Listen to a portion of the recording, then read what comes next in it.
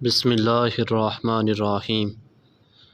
الصلاۃ والسلام علیک یا سیدی یا رسول اللہ وعلی آلک واصحابک یا سیدی یا محبوب رب العالمین۔ اللہم انزلہ المقعد المقرب عندک یوم القیامہ۔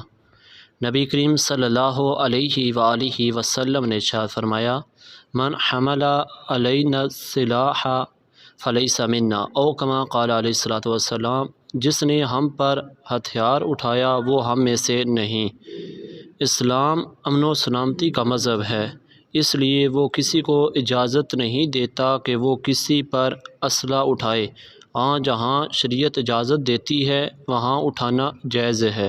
کسی پر اسلحہ اٹھانے اور سونتنے سے ہو سکتا ہے کہ وہ آدمی طیش میں آ جائے اور بے قابو ہو جا کر اسلحہ چلا دے، جس سے قتل و غارت شروع ہو جائے اور فساد پھیل جائے۔ جو شخص کسی مسلمان پر تلوار اٹھائے اگرچہ اس کے قتل کا ارادہ نہ بھی ہو، پھر بھی نبی کریم صلی اللہ علیہ وآلہ وسلم فرما رہے ہیں کہ وہ مسلمانوں میں سے نہیں۔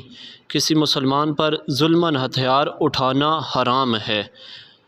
اسلام اسلحے کے ساتھ دوسروں کی طرف اشارہ کرنے سے بھی سختی سے منع فرماتا ہے، جیسا کہ نبی کریم صلی اللہ علیہ وآلہ وسلم نے ارشاد فرمایا، کوئی شخص اپنے کسی بھائی کی طرف ہتھیار سے اشارہ نہ کرے، کیونکہ وہ نہیں جانتا شاید شیطان اس کے ہاتھ سے تلوار چھڑوا دے یا چلوا دے اور وہ مسلمان کو مار کر جہنم کے گرے میں گرے۔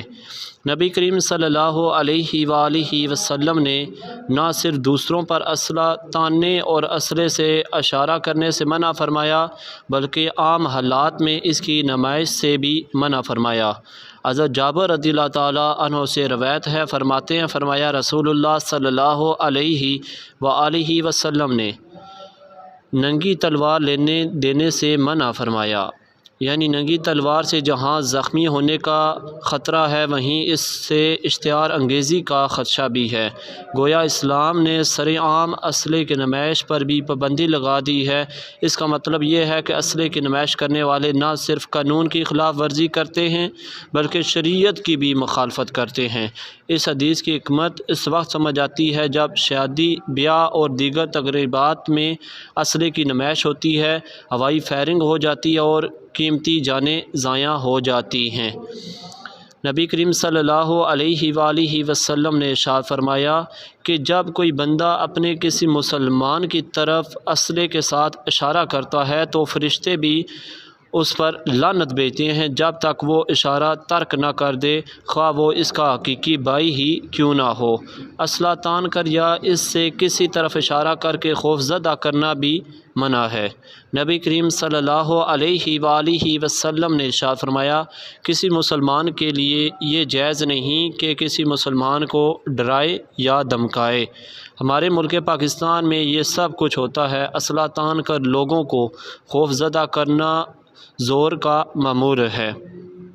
اسلحے کے اشارہ کر کے دھمکانا بھی عام ہے۔ ہر بڑے لیڈر کے ساتھ 10 15 گارڈ ہوتے ہیں جنہوں نے عوام پر فائرنگ تانی ہوتی ہے، یعنی رائفلیں تان لیتے ہیں۔ اس وبا کو ختم کرنے میں علماء و خطباء اہم کردار ادا کر سکتے ہیں۔